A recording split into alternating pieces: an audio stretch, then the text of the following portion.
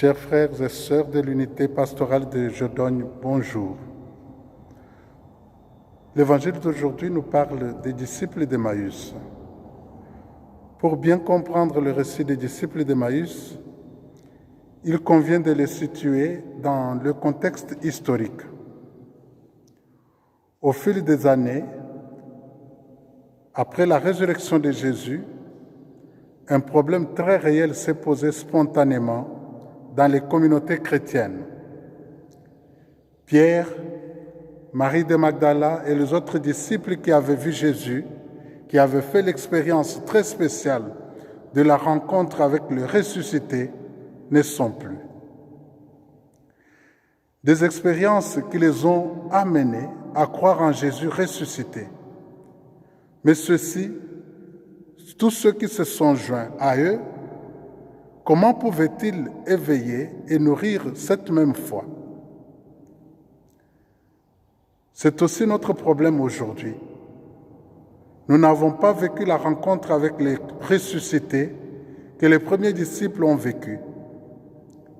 Sur quelle expérience pouvons-nous compter?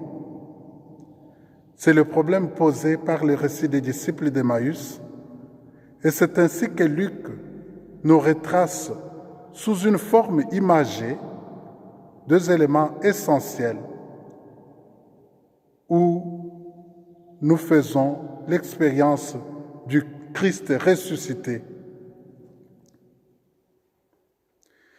Les deux disciples d'Emmaüs se dirigent vers leur maison, tristes et découragés. Leur foi en Jésus s'est éteinte. Ils n'attendent plus rien de lui. Tout n'a été qu'une illusion. Jésus, qui les suit sans se faire remarquer, les rejoint et marche avec eux. Luc explique cette situation comme ça. Jésus commença à marcher avec eux, mais leurs yeux n'étaient pas capables de le reconnaître. Que peuvent-ils faire pour vivre l'expérience de sa présence vivante auprès d'eux? D'où l'importance de la parole de Dieu. Ses disciples n'oublient pas Jésus, ils parlent et discutent de lui. Ils se souviennent de ses paroles et de ses œuvres de grands prophètes. Ils laissent l'étranger leur expliquer ce qui s'est passé. Leurs yeux ne s'ouvrent pas immédiatement, mais leur cœur commence à brûler. La parole de Dieu est très importante parce qu'elle nous éclaire sur les événements de notre vie. C'est la première chose dont nous avons besoin dans nos communautés, nous souvenir de Jésus, approfondir son message et son action, méditer sur sa crucifixion. Si, à un moment donné, Jésus nous touche, ses paroles atteignent notre intérieur et notre cœur commence à brûler. C'est un signe que notre foi commence à s'éveiller. Ce n'est pas suffisant. Selon Luc, l'expérience du repas eucharistique est aussi nécessaire. Bien qu'ils ne sachent pas encore qui il est, les deux marcheurs ressentent le besoin de Jésus. Leur compagnie est bonne pour eux. Ils ne veulent pas qu'il le quitte. Reste avec nous. Luc le souligne avec joie. Jésus est entré pour rester avec eux. Lors de la scène, leurs yeux s'ouvrent. Ce sont là deux expériences clés. Sentir que notre cœur brûle quand nous nous souvenons de son message, de son action et de sa vie tout entière, et puis sentir qu'en célébrant l'Eucharistie, sa personne nous nourrit, nous fortifie, nous console. C'est ainsi que la foi au ressuscité grandit dans l'Église. Nous savons bien que Jésus est ressuscité. Nous savons bien qu'il est présent dans l'hostie consacrée.